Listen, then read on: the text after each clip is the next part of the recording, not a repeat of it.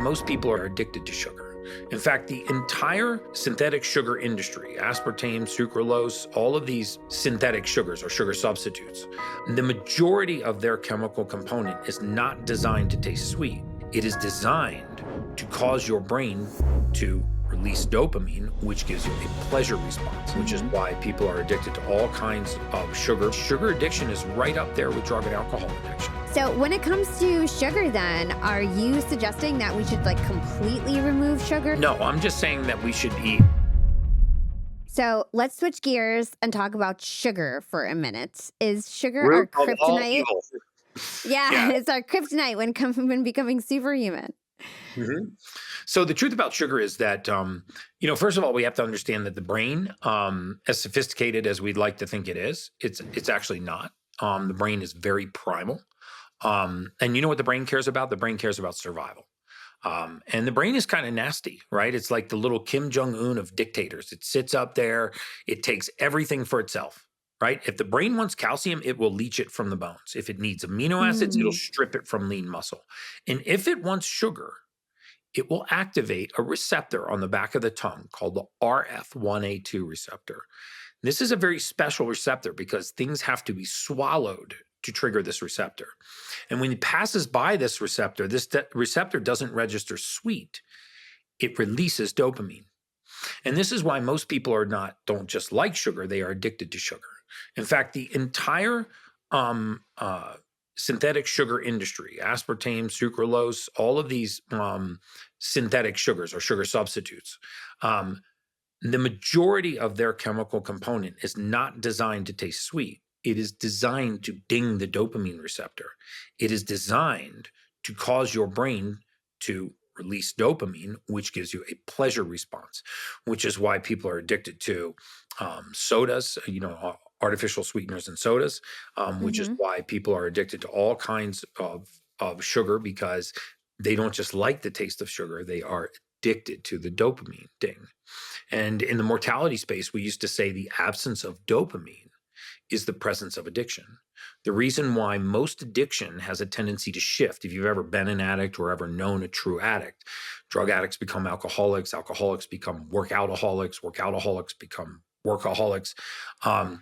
Why does addiction have a tendency to shift? Because we never address the dopamine deficiency. If I was able to magically go into your body right now and deplete dopamine, you would begin to engage in dopamine-seeking behaviors. Right? Dopamine is the primary driver of behavior. Serotonin is the primary driver of mood.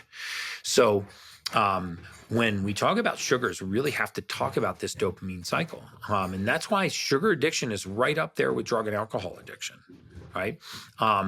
We have increased the intake of sugar 400-fold in this country since 1964. The worst thing that ever happened to humanity was the war on fat in the 90s, and where they started to replace everything with high sugars.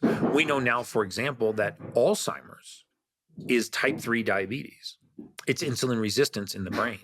So sugar is really the root of all evil. So when it comes to sugar then, are you suggesting that we should completely remove sugar? Is it something that we don't need as a raw material? No, I'm just saying that we should eat, when we eat whole foods and we eat less processed sugar, this is where we get into trouble, right?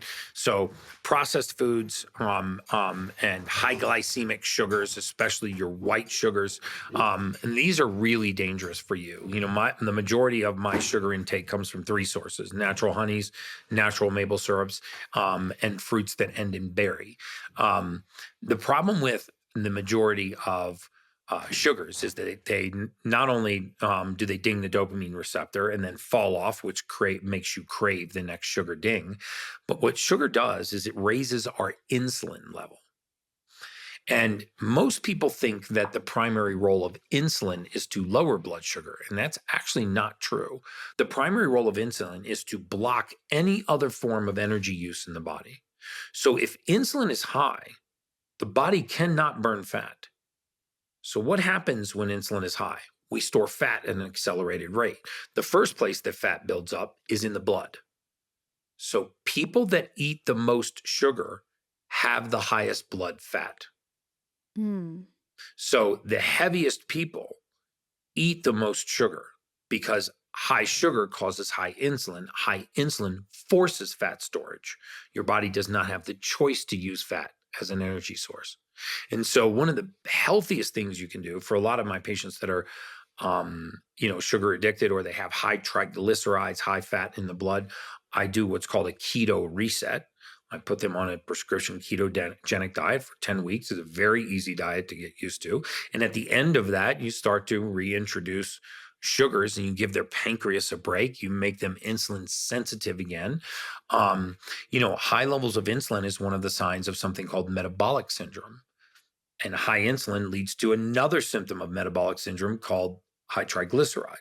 And it's so high insulin, high blood sugar, high blood fat, mild abdominal obesity.